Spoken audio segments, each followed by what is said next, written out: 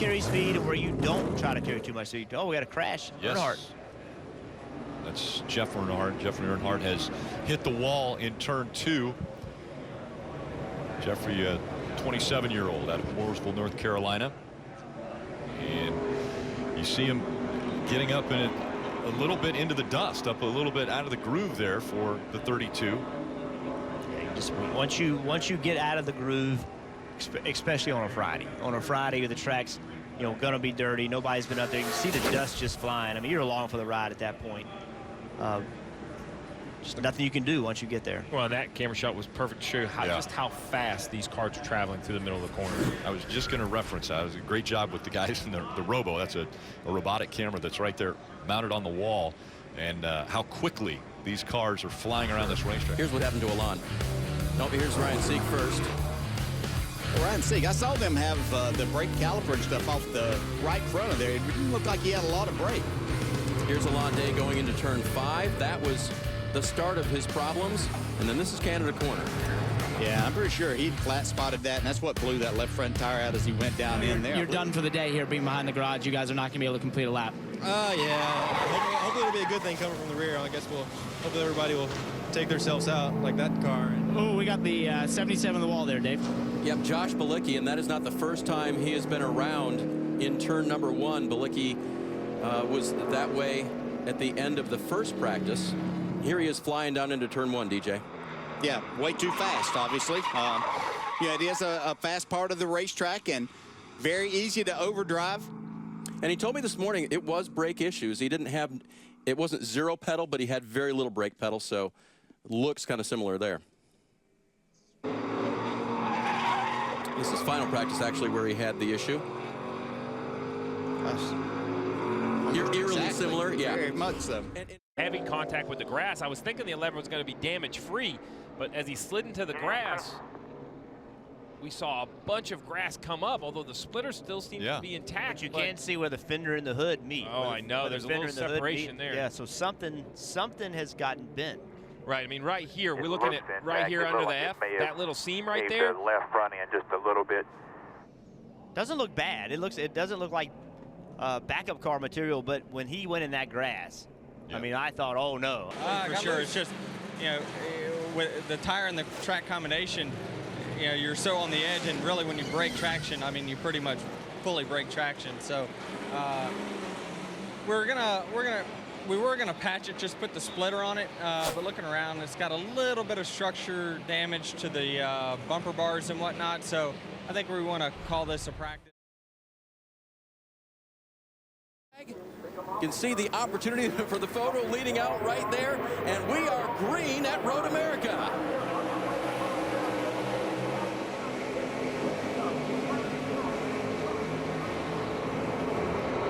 Marks to the left in the green car. Is he going to make a move? Yes, he's going to try to get second from McDowell in the first turn. Side by side, out of 1 down to 2. Tagliani trying to get away. And Marks has it. Yeah, he's able to take that spot. It wasn't the best start by Michael McDowell, but just settle in here. Early on, he's got a fast race car, probably the best car that everyone saw yesterday in that final practice session. Parker just took us around the track, and this is one of the areas he pointed to. Great passing opportunities coming down the hill, but hard on the brakes. Downhill, DJ, tough to make it stick here. Yeah, but difficult consequences if you happen to get in too hard. Start wheel hopping, you'll find yourself off in the sand trap. Cleanly through the front 10 or so, still side by side back through the middle of the field as everyone got cleanly away at the start and is making their way around this 4-mile course. Yeah, as you get up here to turn 6, though, you want to be single file there. You find yourself out in the grass, a very difficult spot for these drivers. Ryan Reed in the red 16 saying to the orange 19 of Suarez, I'm faster right now, taking a look. Meanwhile, the teammate of the 19, the 20 of Eric Jones, taking a look.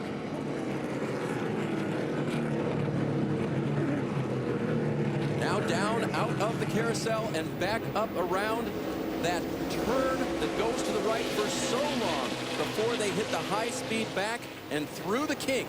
A very sharp right-hander at speed. Yeah, getting out of that carousel is of utmost importance. If you're not able to stay in the gas there and carry the speed off the corner, you set yourself up for a possible side-by-side confrontation in an area that you don't really want to be. Tagliani looking good all the way down to turn 12, Canada corner. Marks and McDowell in line. You hear a little bit of the bark of the tires, trying to get all that roll speed they can.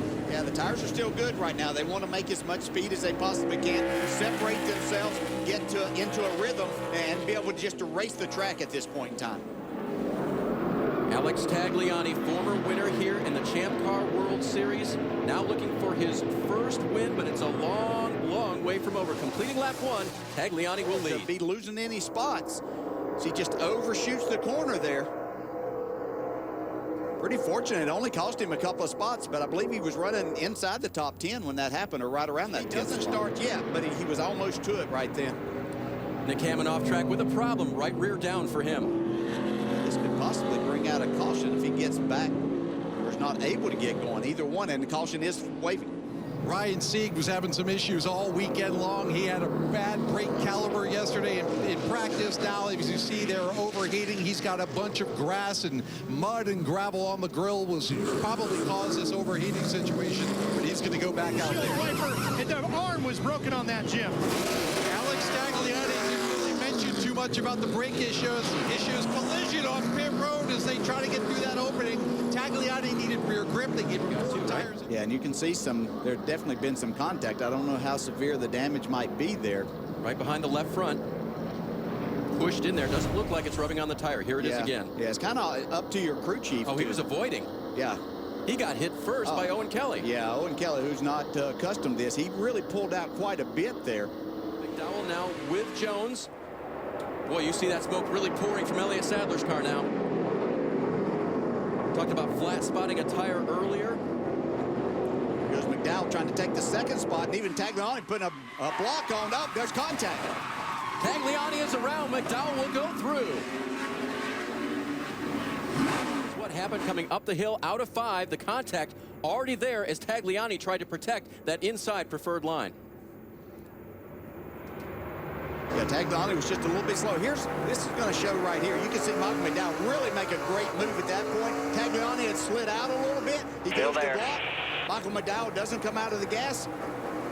Contact's made. McDowell goes Clear, come on.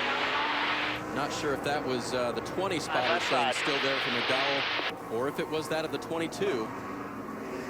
But certainly decisions being made in a split second right there, and it cost Tagliani. But I think he's lost any chance without the aid of another caution of getting back to Michael McDowell. Alex Tagliani to the left there, hard braking the white car.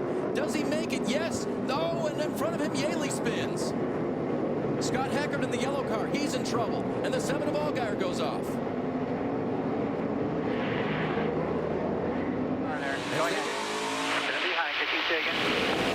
Kenny Habul and Ty Dillon and a third car there, all off track. And that is just getting out of turn 8, heading for the carousel. And Habul doesn't look like he is going to be able to keep going. He's had a couple of issues already today. Dillon flat left rear. Here's what happened between Ty and the 88 of Kenny Habul, and maybe the 48 of Brendan Poole. That was pretty tight through there. Yeah, trying to make it 3 wide through there is not going to work. Very few, if any, times. Clear right. Oh. I don't know. I'm going to put more of that on Kenny there. He was carrying a lot of speed. That's the pretty quick downhill to turn 8 and then a hard left-hander. You see that wiggle from Suarez. And behind him, they're collecting. And Gaunt gets contact from Tagliani. They make it through, but Tagliani had to check up, and he gets passed by 2 cars. Yeah, Brandon Jones back here with some contact, gets spun around. They have enough speed coming from there to make a run at Justin Marks. They get down here to another braking area. Caution is out. And Alon Day is off and stuck in the gravel. And Suarez cannot match Michael McDowell through turn 1. Marks will try to take second. Yeah, that's the key right there. Can Justin Marks get to second? He's the one that's shown enough speed here today to keep up with Michael McDowell. And which line does Brendan Gaunt choose? And there is contact. There's a spin. Eric Jones keeps it going. Remember, they've got about 4 turns till they get to the 7th. And the overtime line. Turn 5, 3 wide right here. For the lead. No, for second. McDowell still has it. Heavy braking, contact. What a move by Brendan Gaunt. Can he make the corner? He's going to do it, but Suarez with a crossover will try to get back. Up the hill. That's what you need to do right there. By two by two behind in you. a second. They're out of 6. They will cross this little right-hand bend, and then they'll get to the overtime line. We haven't seen the caution. And there it is. The leader is across. Now they'll come back to 1 to go. If the caution doesn't come out, Brendan Poole with an aggressive move. Yeah, Brendan gone all over the bumper of Michael McDowell, though. Contact between Marks and Owen Kelly. It's on now. Brendan Gaughan trying to chase down McDowell. Okay, where can he figure that he can get to his bumper, put enough pressure to make Michael McDowell possibly make enough of a mistake right here to get to the inside of him? Through sitting outside the top 10 2 restarts ago, done a great job to get himself up to the 4th spot. Little contact back here. Ryan Reed going for more. Marks getting contact from Kelly. They're off in the sand trap. Can they keep it rolling?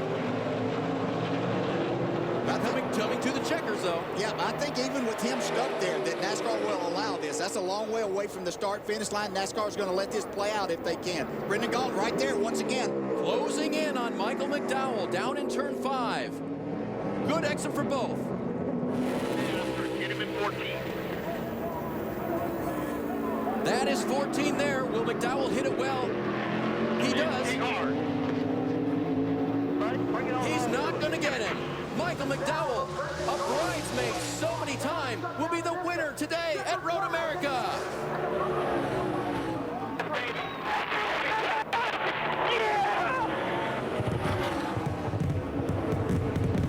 Lots of action behind them as they race to the checkers, try to get all they can. Scott Heckert around in the 15.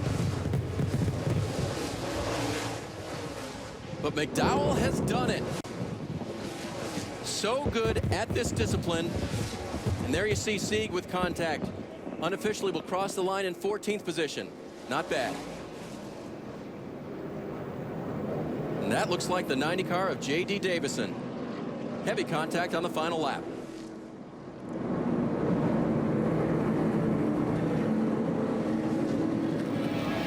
There's the new victory lane at Road America inside the track. And Michael McDowell out of the car and visiting for the first time in his career. Let's go to Parker. Absolute elation down here for Mike McDowell. Michael, it's been 297 starts across all 3 National Series in NASCAR, and finally a winner in NASCAR. What does this mean to you? Oh, it's just huge. You know, I'm so thankful, very blessed. Thank God first and foremost. RCR, Ream, the Chevrolet was super fast. I got to thank all my guys back at Michigan, too, Circle Sport Levine Family Racing, for letting me be here. They know how bad I wanted this victory at Road America. So thankful to do it. Justin Alexander, all the guys called the right shots. I had track position there at the end when we needed it. Man, this CCR Chevy was on the rails. It was awesome. Michael, you had to hold off your teammate there, Brendan Gaughan, who was coming hard with newer tires. How did you hold him off, and did you know you had the speed to the end? Well, we definitely had speed, but Brendan had new tires, and he was obviously fast. And he raced me hard. He did a great job. He had an opportunity to get to my bumper there, and I drove it in as hard as I could. Hopefully he wouldn't get there. So thankful to get to the victory lane, and can't wait to get to Michigan. Michael McDowell is your winner at Road America. Dave? Huge, Parker, just huge. You see, he gets a big hug there from Blake Cook, who, by the way, is affected by the chase standings. Michael's victory will not affect that here, DJ. But look what Blake did, added to his benefit over there in 11th place, now 23 ahead of the cut line. Yeah, able to do that. Ryan Sieg able to make things happen there enough. You see Dakota Armstrong move up into that 13th spot. Jeremy Clements, unfortunately, after that last restart, fell back and finished 25th. You talked about it. A lot can happen in the final laps, a lot good, a lot bad, and it bit Jeremy after a strong run here this afternoon. Third with Ben Rhodes right beside him. We know how desperate. Oh, look at the left rear tire is down for John West Townley. Our pole winner. Keep coming. Medium speed here. See if he can get in without any damage being done. Without having an issue. There's right John back West in there, Townley, yep. You see John West Townley. He's in a 3-wide situation as they race down the front straightaway. And you can see. I think he feels something's going. Oh, wow. What a save he made. That is amazing. The fastest part of the racetrack, too. Remember those speeds we talked about of 190 miles an hour? He's going over 180 there, blows a left rear, and somehow hangs onto that truck. Well, Tommy Joe Martin's very fortunate that 44 truck. He got by just as that left front turned left on the 05 of John West Townley. He did a couple of things right, Phil. You saw John West kind of go up to the top when he felt something wrong with that truck, and then he saved it at 185 miles an hour. We haven't seen much of him today, but he was up in the top 10 for this restart. Oh, contact. Sauter and Reddick. Still rolling. Green still out. Reddick will blow a tire. That's a lot of damage. And there's the 29, Michael, just as you indicated. The tire after that contact. Last one, clear low, come on. That's just a case. Four Tires for sure, but watch the 29 there on the left-hand side of your screen. Going to try to get in behind his teammate. He and Johnny Sauter make contact.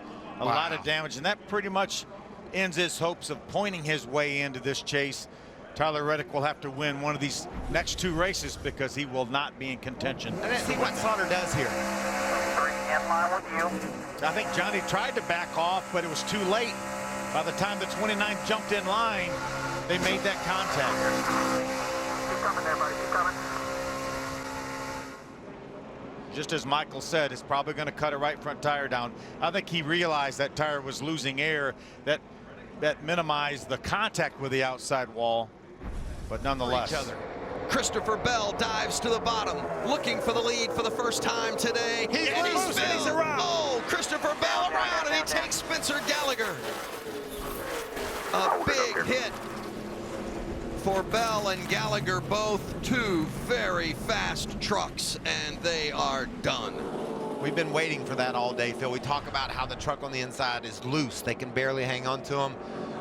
That was an example of that, and Bell just didn't get all the way down to the white line, too close to the truck on the outside, and around he went. Check this out.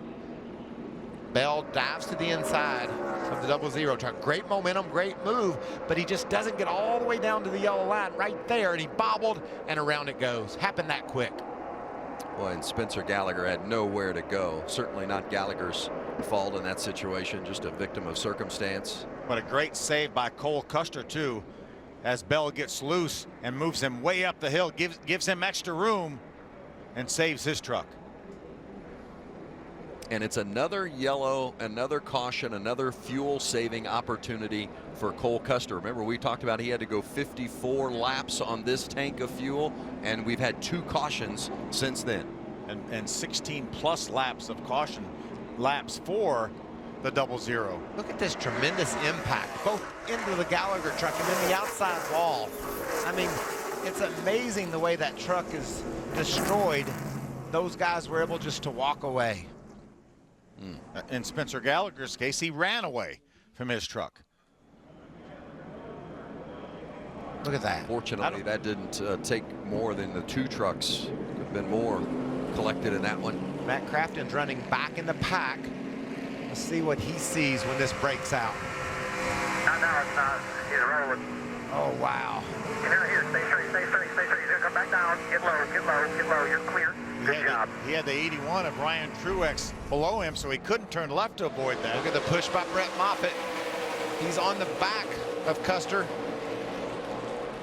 Johnny Sauter jumps on the line way back about 12th or 14th. Well, look at William Byron giving Tim Peters the push, and then Byron looked underneath thinking about maybe I'll go for the lead. Gets Peters loose a little bit on that contact, and hard into the wall is Cole Custer. Same situation. He got loose underneath Brett Moffitt. Wow. You got fire coming out the back here. That was a big hit. See the winner net down.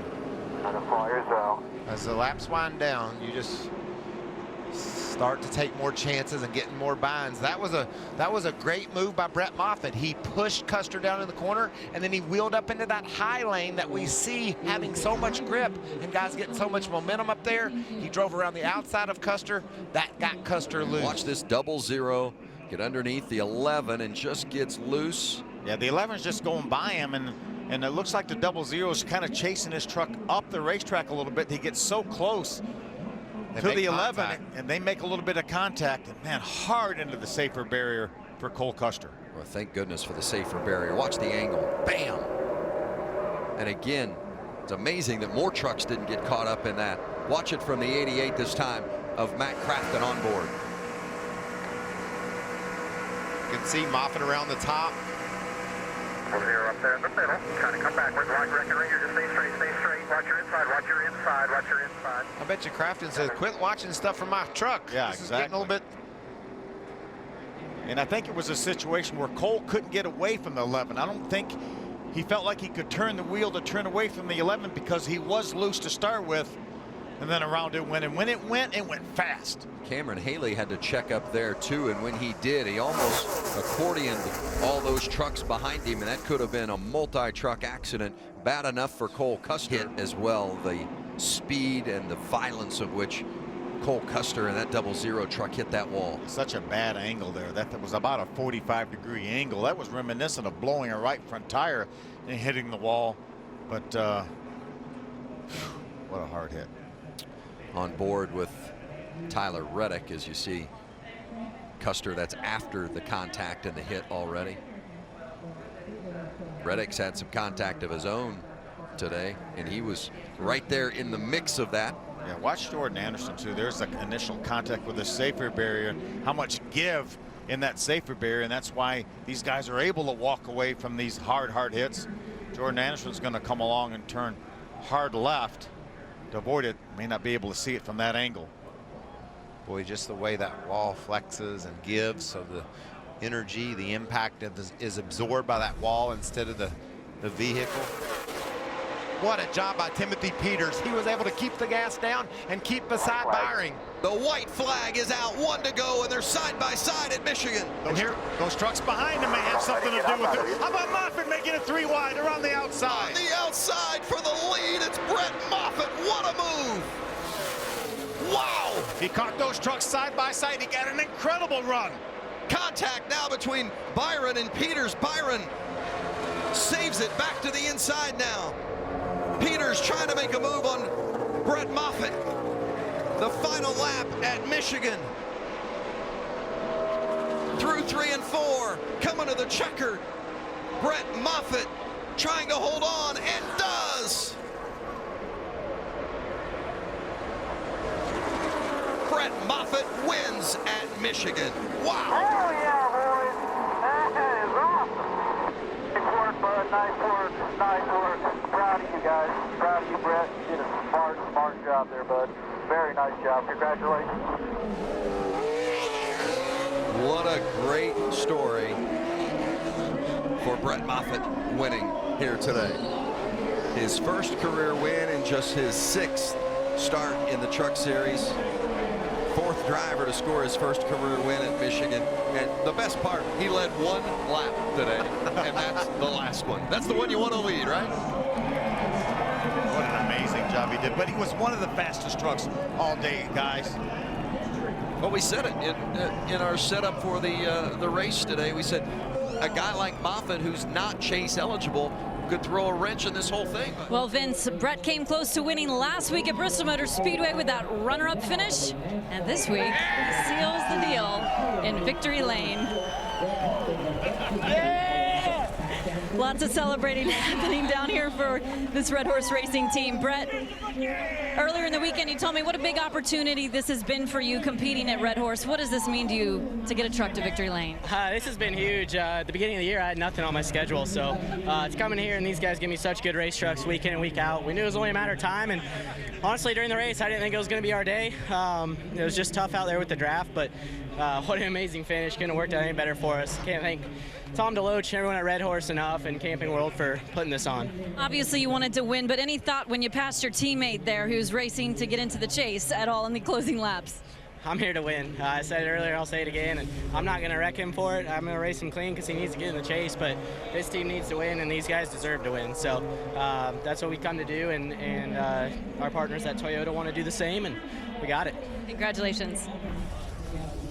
Absolutely terrific, and I love that attitude. I'm here to win. The team deserves it. You know, I love the fact that at Bristol, he could have roughed up Ben Kennedy and maybe gone to victory lane a week or so ago. He didn't do it. He raced him like a gentleman, and here he is in victory lane. Well, that win by a non-chase eligible driver really put the hurt on those guys, hoping something magical would happen from a point standpoint.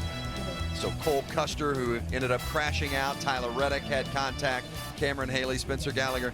But really strengthens the position for Hemrick and Peters from a points position. But remember, we've still got 2 races to go until the chase begins. We're still nervous. We still can't relax. I don't think it changes a thing yet, Vince. We've got to make sure when somebody after the race is over taps Timothy Peters, Daniel Hemrick on the shoulders and say you're in the chase, then they can relax. Then they can breathe. Up until then, they got to try to lead every lap, win the race, and protect their position.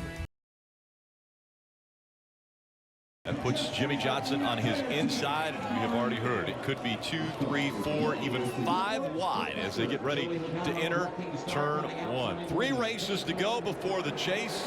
They're 2 by 2. Green flags in the air in Michigan. Jimmy Johnson spun his tires a bit on that start, bottled up the inside line. We'll see if they can get the momentum back.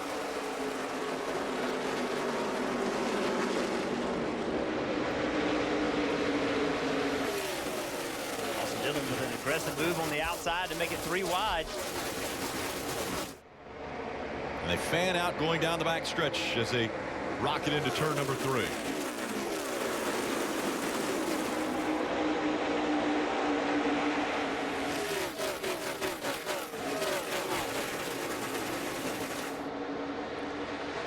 Top 7 cars trying to break away early as they get single file and head into turn number 1. Chris Buescher in the 34 radio might be having issues early. Guys, we got those tires. It's flat. You can hear it. It's flat. So when he says flat, yeah, he doesn't mean a tire. He means the engine, the sound of the engine, the power of the engine is flat, like it's not producing power. You have the one good thing for this 34 is they only have to make it to the lap 20 caution. They could come to pit road and see the issue, but you never know if it's correctable. Maybe it's something simple as a plug wire or an issue like that, but if it's internal, it's going to be a long day for the 34. Joey and turn left and made his car stick. Harvick, Logano, Johnson, 1, 2, and 3. And there's a crash, Rick, off turn 4. The 18 car's gone around. 18 of Kyle Busch around and now into the grass. All right, get it rolling when you can. Rolling when you can. Go ahead.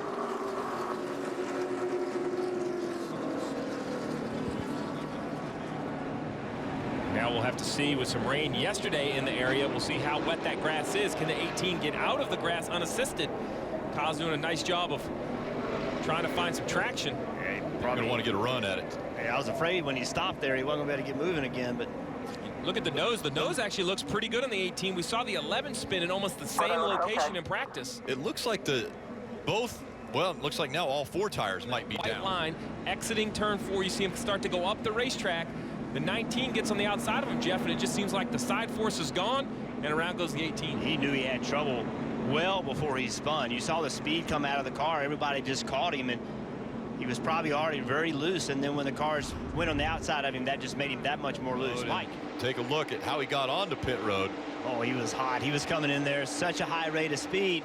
The question is, was he able to get it slowed down before he got to those timing lines? Look how hard he's coming in. And we're hearing from NASCAR, no penalty. No, the 20. Marty, used to be 2.8 seconds. Now down to 1.2. Take a look at this with Landon Castle. Yeah, while this was going on, Landon Castle had an issue on the backstretch. NASCAR's looking to see if he put down any fluid between that and the potential of rain that's only about 5 or 8 miles out. Both the 42 and the 24 pushing as hard as they could push for these last 20 laps. 13 laps to go, and Michael Annett has a tire go down, bringing out the caution for the 4th time, meaning a restart will have to take place. Chase Elliott, Kyle Larson running 1 and 2. The gap between the two had grown to 2.3 seconds after Kyle Larson had trouble negotiating lap traffic. There's the tire going down for Michael Annett. And when that happened, the caution comes out. Now the field will line up 2 by 2 behind Chase Elliott and Kyle Larson. And if we flash back and you think back to what will the advantage be with a little fresh, one of the air guns looks like it came out, and I think I saw that come out with the 4 potentially. I think the 4 caught the 22's air gun. So they're going after the air gun. Equipment can't leave the pit box. Yeah, so you see right here the 4 car comes in, and he's going to take 2 tires and then leave, and the 22 has to come around the 4. So his right rear quarter panel is out pretty good ways. The 4 tries to turn as hard as he can, but right there he catches the hose. So that, when it says that equipment can't be out of the pit box. It'll be interesting to see, because if it's drug out by a competitor, it really is going to be up to NASCAR whether they feel the 22 had control of that hose or not, or whether they had it out in the way of the 4, as you see the pit come there. Cup Series, that could all change. Green flag back in the air. A tough restart for both of them. I think they both spun their tires to begin with, and then Blaney got into the back of the 24 and got him almost wrecked. Kyle Larson out in front. Brad Keselowski running second. Chase Elliott has fallen to third. 9 to go in clean air. Kyle Larson just needs to hope for a caution run. 9 clean laps. He doesn't want a caution. Yeah, I'm sorry. He wants, there is not a caution. Sponsored by Credit One Bank. One more time around, as you mentioned. What a shakeup it will be in the chase standings. If Kyle Larson can get a win and fight for the championship at season's end. The gap staying the same, about 1.5 seconds. Down the backstretch for the final time, Kyle Larson. From the age of 5, Kyle Larson has only wanted to be a race car driver. And now, as he comes to the checkered flag, Kyle Larson's going to win in the Sprint Cup Series. Good job, boys. Good job, buddy. I'm proud of you, man. It's been a long...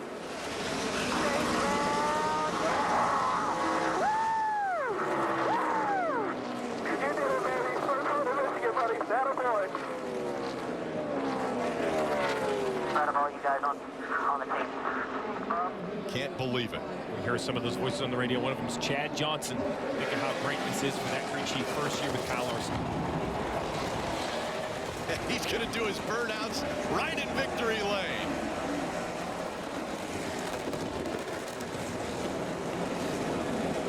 Imagine how much fun that is. Winning your first race.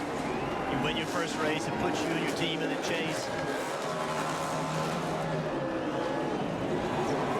You're right. Think about Chad Johnson.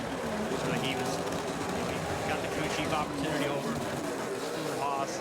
By the way, he's got his steering wheel in his hand. Actually just dropped his steering wheel. He was doing burnouts with his steering wheel out the window.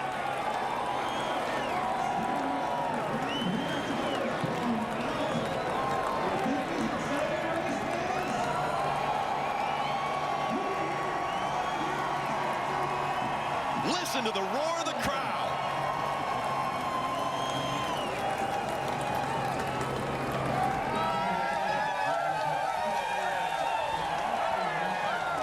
Celebration, the emotion, the elation says it all for Kyle Larson. Big Ed Watkins, his gas man, giving him a hug. I think he's going to hug everybody on this crew. Still has his restraint device on, and of course Chip Ganassi, the man who made it all happen. Wow, the first win. Talk about the emotion, and there's Owen getting a hug and a kiss. Talk about the emotion of this victory, Kyle, and the burnout. How about that? Man, I was tearing up that whole last few laps because I could just feel it was finally going to be it. Wasn't going to have a caution. This one's for the Clausen family. We're really missing Brian. We love you guys. We're going to miss him. We parked it for him, so that's really cool. We had a lot of work to do after that first third of the race and got it done. So thanks to Target, thanks to everybody on this team, Chad, everybody, pit crew. We messed up that last stop, but we made it back. Walking me through that final restart, it wasn't pretty, it wasn't clean. And I think he's going to talk to a sponsor. Chip's hijacking our interview. So, and Chad Johnson coming in for a hug. These teams has worked together so well since they've gotten together. The final restart wasn't probably as clean as you wanted it. How did you get the lead from the 24? Yeah, we both spun our tires really bad, and the 2 car, he pushed me really good. He could have probably pulled underneath me and went by, but he stayed with me and got me the lead. So thanks to him, had a lot of fun. After that last pit stop, were you thinking our shot's gone because it didn't go well and you went back to 4th? Yeah, we fell back to 4th and thought we're done. So just at a loss for words right now. I feel like I need to sit down. My adrenaline's going crazy right now. So thanks all the fans for watching and had a good time. After losing your close friend, Brian Clausen, did you think that, Did you think a couple weeks later you would be celebrating being in the chase, which you are now, Kyle? After AJ got into us, I thought we were done there, Watkins win, but good couple racetracks for us, and feels good. So I just want to celebrate with everybody and have a good time. I'm going to let you talk to the sponsor. I'm going to talk to Chip, your car owner. How about this young man, Chip, and what he's been through to get to this point? Well, hey, he hung in there with our team. We've been building over the years, and he came on board, did a great job. The team rallied around him. I can't say enough about the kid and the job he's done over the last few years, and it's just been a nice gradual coming up, through the pack. And couldn't be more happy with Kyle right now. It's been such a rough couple of weeks for him. They lost 59 points in just 2 races, Chip. To be able to do this, to get you guys into the chase, is significance for your team. Really, really big. I mean, we've been on the cusp for so many years. We got Jamie in there last year, and now getting Kyle in, we couldn't be happier. I'm kind of speechless, to tell you the truth. And you break a winless streak, too, 99 races. It was a big one. That was a big one, and I hate to put the onus on somebody else, but boy, I'm sure glad to. And I can't thank Target enough. I can't thank all of our other sponsors that make up the team in all the series that we're in. It's one big team. All the management, all the team, all the engineers, all these people work so damn hard. It's and to go winless for so long is really, really difficult. Only one person wins in this sport. It's like golf. There's only one winner. And we're just proud to be here right now. Really proud to be here. Proud to represent our team and proud to represent our sponsors. Rick, I tell you, such an emotional victory lane down here. All these drivers coming to congratulate Kyle Larson. Massive, massive win for this young man. And you could see how emotional it was as Kyle Larson had to sit down. Take a look at the chase standings. Now, with just 2 races to go, 13 different drivers have won. And look at how close it is now at the cut line. The other Chip Ganassi racing car right there at the 16th spot with Jamie McMurray. It's really tight now. Ryan Newman is out, 15 points out. But remember, we're going to Darlington. We're going to the Southern 500, one of the hardest racetracks there is in the world. Then we follow that up with Richmond. So Chase Elliott, Austin Dillon, Jamie McMurray, they have to execute. They no longer can coast. They have to execute and have quality races if they're going to move their way in. Yeah, not just a popular win, but the waves of this win have been felt through the garage area. When you look at those chase standings, the next 2 races are going to be pressure-packed.